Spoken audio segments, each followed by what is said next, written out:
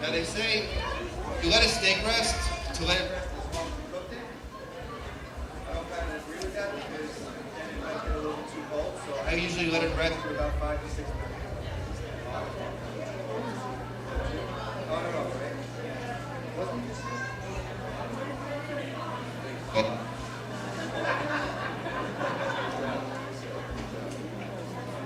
Alright, don't use small pans. You gotta take the good with the bad. Okay, I'm gonna let that rest for about 5 minutes, and what I'm doing is I'm letting all the juices redistribute back into the meat so that it makes it nice and juicy and tender. Now with the pan sauce, I used about 1/3 of a cup of the port wine, and what I did was I reduced it almost into like a syrup, if you can all see that. Now that it's at the consistency I want, I'm gonna turn it back on. I'm gonna add a little bit more because now I want to deglaze the pan. All the syrup in the bottom of the pan is sticky. So what I want to do is deglaze it. When I deglaze the pan, it's basically just getting the bottom, which is called the foundation. It's bringing all that right back into the sauce. So you want to make it kind of stick to the pan a little bit. Add a little bit more. It's going to deglaze now. And then what I'm going to do at the very end is I'll add a little bit of butter, toss it up, and you have your perfect pan sauce. Like I said, easy and simple. By the time the pan sauce is done, I'll be able to cut into my steak. It should be medium rare. So now we're going to throw it back in. See what happens. Okay, set up like 4 plates. Yeah? Okay. I like kids that like to try new things. I take my daughter to eat. No. Mac and cheese, hot dog. Mac and cheese, hot dog.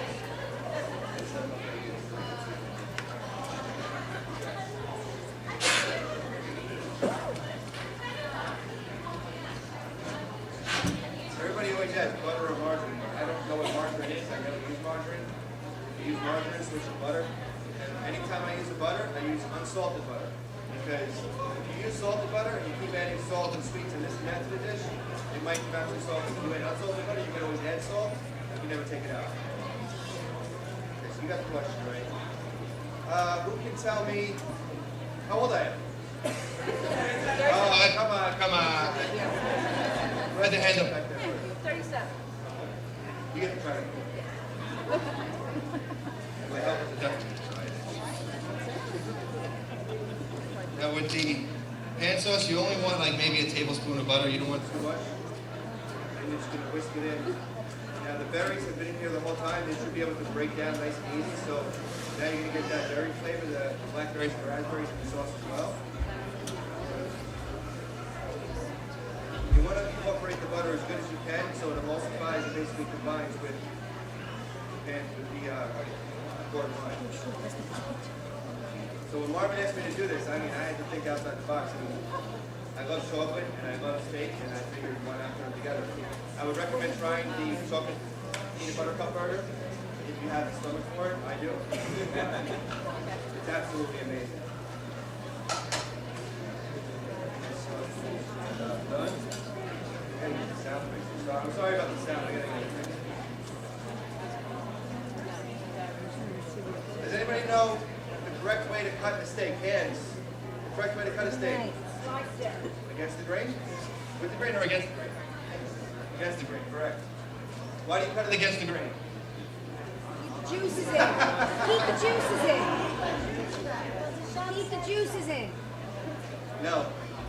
You cut the steak against the grain because it'll break up easier in your mouth. If you cut it with the grain, you're cutting it in a long strand. It tends to not break apart when you chew it as easily as if you cut it against the grain. If you cut it against the grain, you're breaking up little pieces in your mouth. It breaks down easier. Little fun fact.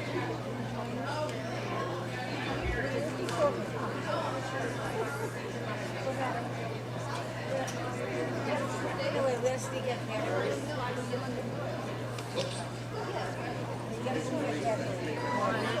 Okay, so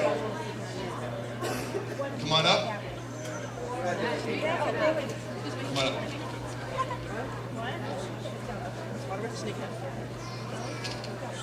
Anybody watch Top Chef? Try it out today. Does anybody have any other questions about Hell's Kitchen, about cooking, about anything in general? Come on, guys. This is the first class. You guys got to have questions. Yeah.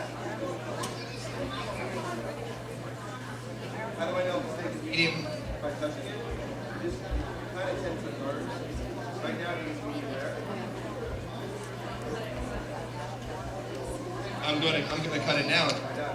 This is the reason why you want to answer our rack also. You don't want it sitting in the juices. Let's see. Good.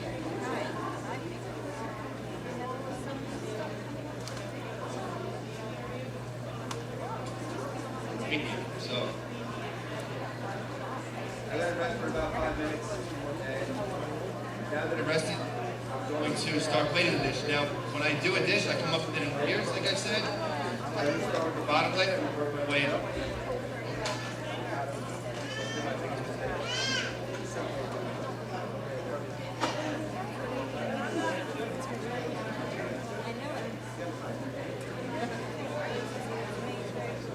Yep. Or you can do like Uncle Ray did in the show, just scoop up with your finger and put it in your mouth. Good? Sure. I can't serve it.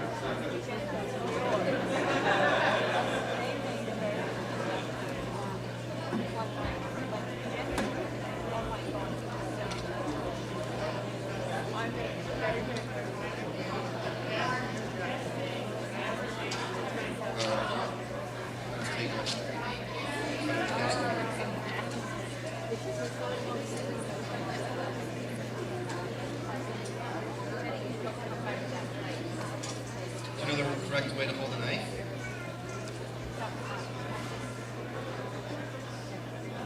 You ever want to know how to hold a knife? Use these two fingers, basically. Put it in the butt of this finger, wrap it around that little spot right there, and then you want to hold it like this. Knife will go anywhere.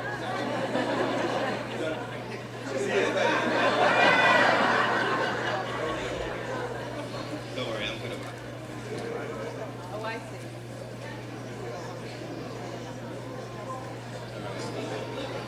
Now, anytime you plate,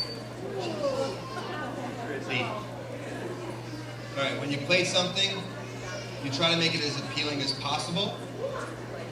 Because everybody eats with their eyes first, right?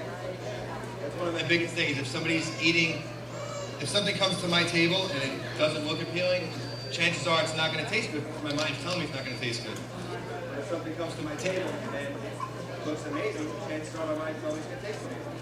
You eat with your eyes first. So I try to make everything look as appealing as possible. It doesn't always work, but yeah. All right.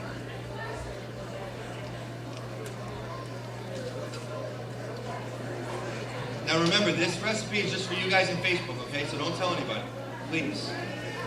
Just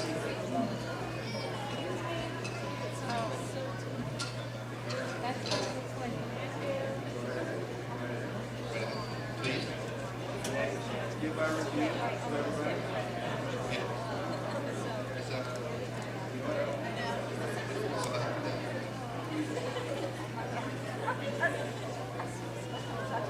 Well, it's not going to fall fall apart. apart because Good. Now listen, don't lie to me.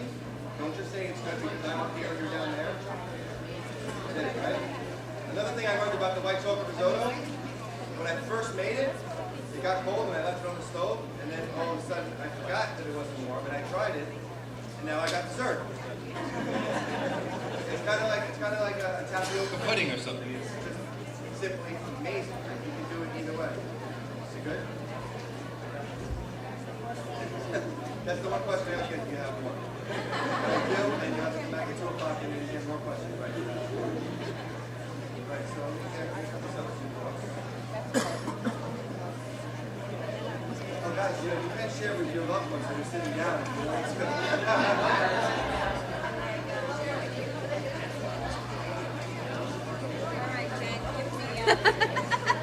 What is that?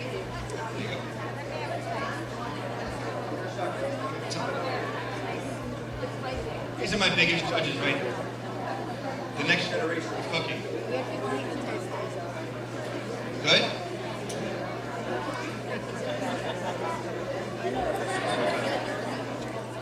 Does anybody have any questions? Yes. There's another level upstairs. Do I ever consult Things? I usually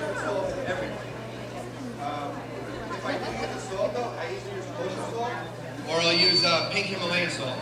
Pink Himalayan salt is the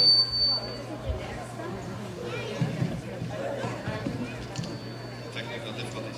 Pink Himalayan salt is the most natural form of salt that you'll find, and a little bit goes a long way with pink Himalayan salt. I mean, it's a little bit expensive, but you get what you pay for. You know, when I saute anything, like when I saute the steak downstairs, grapeseed oil. The reason why it's grapeseed oil is because it has a higher smoke point. What I mean by smoke point is when a pan is hot and you add the oil to it, you're going to start seeing the smoke from all the sides. Vegetable oil usually smokes at 380 degrees. This can go all the way up to 420 degrees. So what that's going to do for me as a chef is it's going to give me a hotter pan and a harder sear on my steak. So I don't have to leave it on there for so long. So if I see, when you sear something, you're locking all the flavor inside of it. So I'm creating a crust around the steak or the fish or whatever I'm cooking. And this is what's going to give me the hardest sear and keep all my flavor in. Yeah.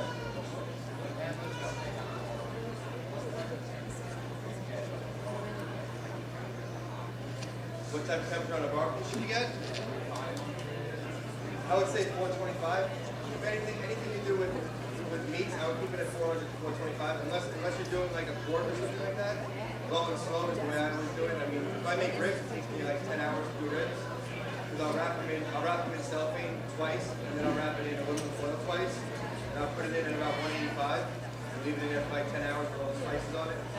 And then when I'm done with that, I'll unwrap the ribs, use all that juice to make my barbecue sauce.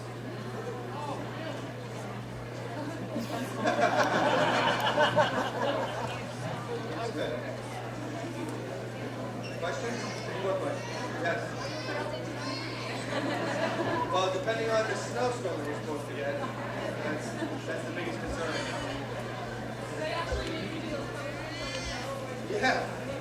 Yeah. My Hell's Kitchen is hell. I mean, you're literally up at 6 o'clock in the morning and you don't go to sleep until 2 o'clock in the morning.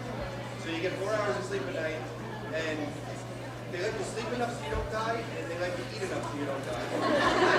So like, I think it was when we were doing the quinceañera, the day that I got eliminated, when I was ready to throw the chair and go ballistic, I think I was going a little crazy. You get a little delirious every now and then. You kind of think like, well, you still think you're in a dream because you're like, am I really here? What's going on right now? It's pretty crazy. Questions? So somebody's hand up over here. What type of meat do you use for that steak? For this one, I use the hanger steak. Let's give a hand for Brennan and Julianne.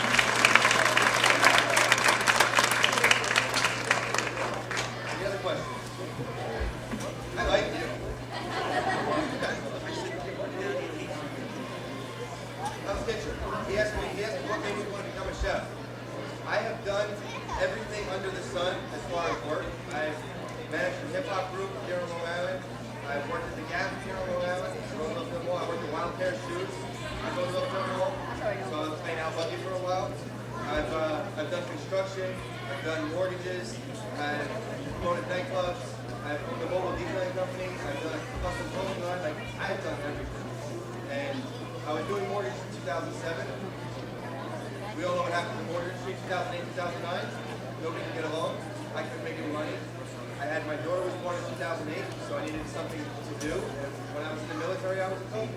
And I watched Hell's Kitchen from season 1. And I kept saying to myself, I can do that. These guys can't cook. What the hell? I can do that. And then I got there, and my story totally changed. I sat there and said, I'm never going to talk smack about anybody on any cooking show ever again. Because I couldn't cook the simplest thing. It's like, think you forget what to do. So in 2010, I enrolled in Star Career Academy by the direction of John Sinto over here. Raise your hand, John. It's all his fault. And I sat down with him and I said, listen, I got to learn the basics of cooking. I know how to cook. I just need some more knowledge. And I said, I'm going to be on Hell's Kitchen. He looked at me like, okay, yeah, I've heard that before. And I said, no, Milka's picture was right there on the wall. He goes, yeah, great Milka. I said, I know. My picture's going to be there next. And then sure enough, a year later, is my picture in there? Yeah, you're up there. It is? Sure enough, a year later, my picture wound up on that wall. And I originally started thinking because I wanted to get on the show. And I figured when I made my career change from finance to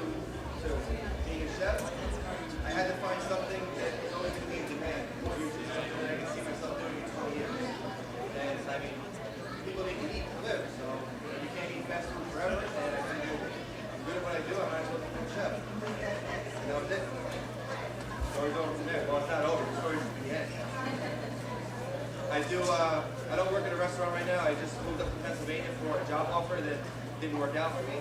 That I lost my mind. But now you guys can gain because now I do private dinners.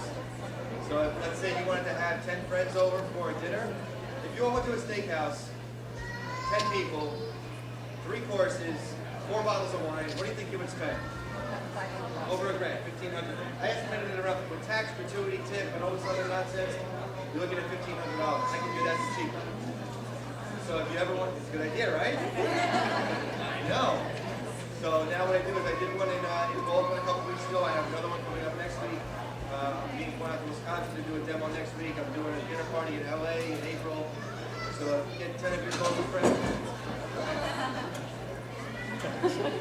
I'm still feeling Gordon's wrath. But yeah, if you wanted to have a dinner party, have 10 of your friends over, you sit around the comfort of your own table. I just need your kitchen, and that's pretty much it. I cook 3 courses, send them out one by one, and you can enjoy, you know, a good conversation with family and friends around your dinner table. And to do that, you can contact me through my website or any of my social media links down there. Any other questions? Where in Long Island are you from? Originally Holbrook. I went to Station, graduated in 1994. Station. Station? Longwood. Yes. Stony Brook?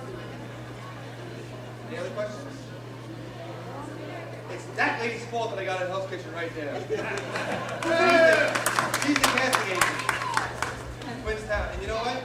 This is a funny story. I got out of culinary school and they gave me their card because I said, listen, how do I get a Hell's Kitchen? Nope, they gave me the card of Queenstown. Lisa Gans right there from Queenstown. And I contacted them right away. I said, listen, I want to get a Hell's Kitchen. We're not casting yet. Okay, fine, but when are you casting? Well, listen, Darwin, I ain't got time for this. What's your Facebook page? I gave her my Facebook page. She goes, can you cook? And I said, yeah, I can cook. She goes, okay, fine. Tattoos, mohawk, cook, you're perfect. Don't worry, I'll call you. So I said, no, listen, I need to know when you're casting. She goes, listen, I'll call you when we're casting. I said, okay, fine. Every week, religiously, I called her. Are you casting yet? No, not yet. Listen, stop calling me. I said, no, I'm not going to stop calling you until you tell me you're casting. I called her every week religiously, and then all of a sudden I saw somebody put a post up there and casting. I called her, I said, you guys are casting? She's like, I was just dialing your number. She's like, come in tomorrow. And then they put me on camera and showed me I could cook, and that was it. So thank you, and thank you. The 2 people that got me into the industry and the show. Right here, her daddy enrolled me in school. Any other questions? That's it? You guys enjoyed the food? You didn't want to share anything. You want more, right? Well, take the recipe home with you. Like I said, don't share it with anybody. It's only on Facebook and right here, so keep it in a safe.